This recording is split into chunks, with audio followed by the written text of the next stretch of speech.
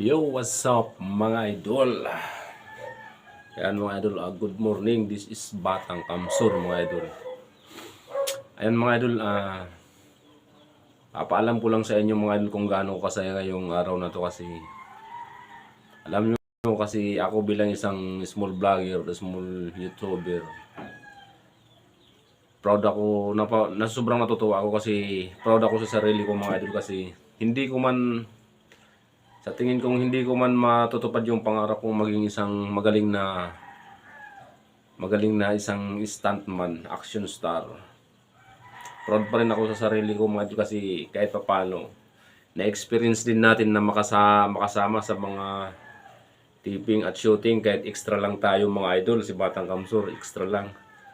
At sobrang proud ako kasi isang isang teleserye sa ABS-CBN na talaga namang nangingibabaw ang FPG's Batang Quiapo mga idol. Isa tayo sa mapalad na nabigyan ng pagkakataon na maka-extra dito sa pelikula, sa teleseryeng ito mga idol. Sobrang nakakataba ng puso kasi dati pinapanood ko lang sila.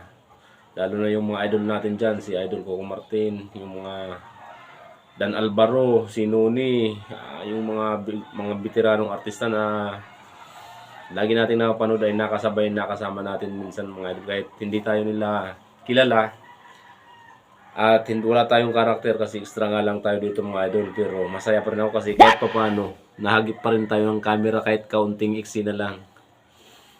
Nakakataba ng puso mga idol. Sana pangarap ko talaga maging maging isang magaling na stuntman maging kontrabida sa mga pelikula Talagang gusto ko rin talaga maging action star kahit mga kontrabida lang kaso baka hindi ko naabutin mga idol, baka hindi na tayo abot sa ganun. At least na-experience tayo sa pelikulang teleserye ng FPG's Batang Quiapo. Dari ko Martin, salamat din sa tiwala kahit hindi tayo nabigyan dito ng karakter. At least nakasama tayo, naging bahagi rin tayo ng Batang Quiapo kahit maikling iksi na lang mga idol.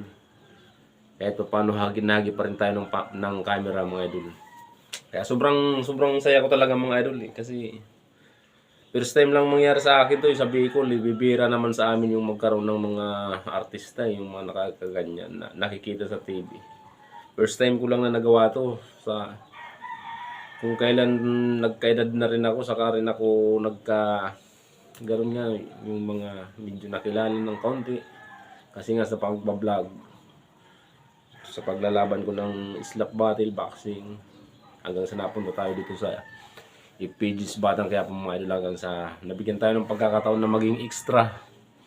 Ayun, nakita tayo sa camera. Kaya sobrang magpapasalamat talaga ako sa mga nagtiwala sa akin, lalo na sa mga nagpasok sa akin dyan. Sila si Kuts Kabakal, Champ Mamut, at sa lahat na team ng MMA. Maraming salamat sa inyo mga idol sa tiwala. Sana magsama-sama pa tayo ng matagal. Kung hindi man, maraming salamat pa na nakasama ko kayo mga idol.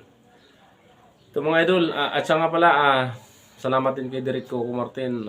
Talagang solid, napakabait lang ni Derek. Marami siyang natutulungan ng mga small vlogger, small YouTuber na nabibigyan talaga ng hindi lahat ng pagkakataon, nabibigyan ng pagkakataon mga idol. Kaya sobrang nagpapasalamat tayo kahit dahil nabigyan tayo ng pagkakataon na makasama kahit sa maiksing panahon lang sa mga eksena.